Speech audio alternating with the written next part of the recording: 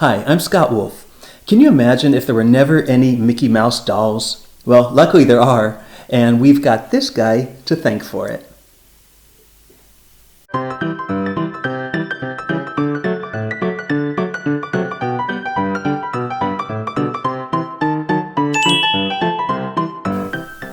You know, the first time I saw Mickey Mouse dolls like this were in the publicity shots of Walt Disney, and I thought he was the ugliest doll.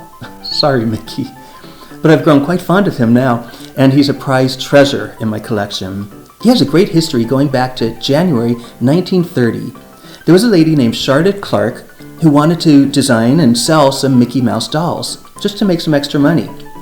And she sent her nephew, 14-year-old Bob Clampett, to the Alexander Theater in Glendale, California, to watch some Mickey Mouse shorts and sketch Mickey Mouse for her.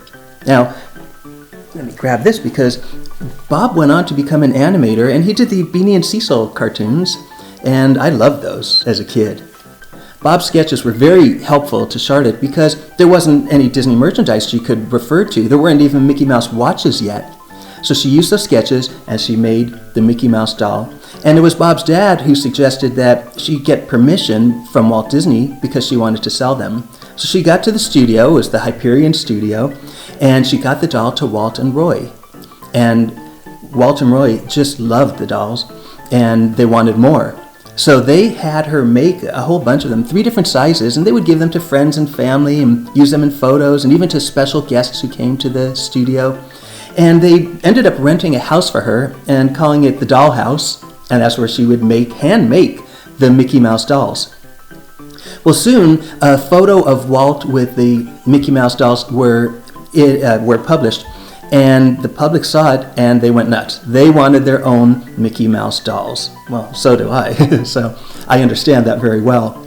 And from there, when they started becoming manufactured, they were a hit right away. I have this ad I want to show you that I found. It was from October of 1930, and it was for Bullock's store, where it's a Christmas ad. The ad talks about all kinds of toys that are going to be available at Bullock's, and it reads, "And Mickey Mouse, the inimitable, delightful Mickey Mouse of Walt Disney's famous cartoons, with yellow velveteen gloves, and orange velveteen shoes, and green velveteen pants with big white buttons." Well, the buttons are still white. The pants have faded drastically.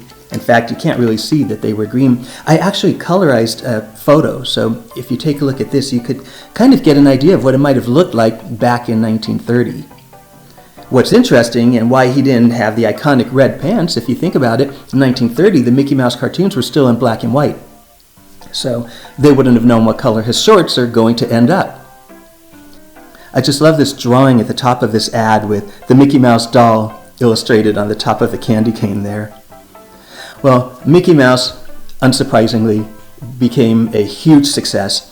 In fact, Charlotte had so much demand for the doll she couldn't keep up.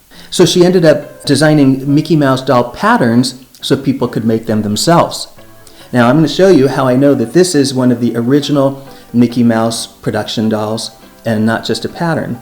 Now you have to look carefully here, as I did, but on the bottom, Mickey, on the bottom of Mickey's foot, you can actually see maybe some black, it almost just looks like black smudges, but the official first production run of Mickey Mouse dolls would use a rubber stamp, and she stamped on it, and it said, "Walt Disney's Mickey Mouse, design patent applied for."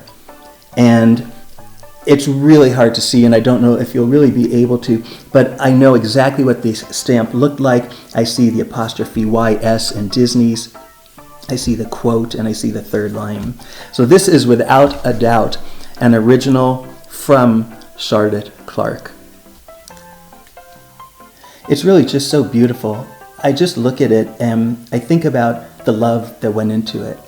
And I know it meant so much to Walt Disney, and he was there with Walt for so many of Walt's milestones, such as this photo that I just love. 1932, Walt received his first Academy Award. It was honorable mention for flowers and trees. And there he is. Anyways, I hope you enjoyed this history of this treasure and piece of Disney history. See you real soon.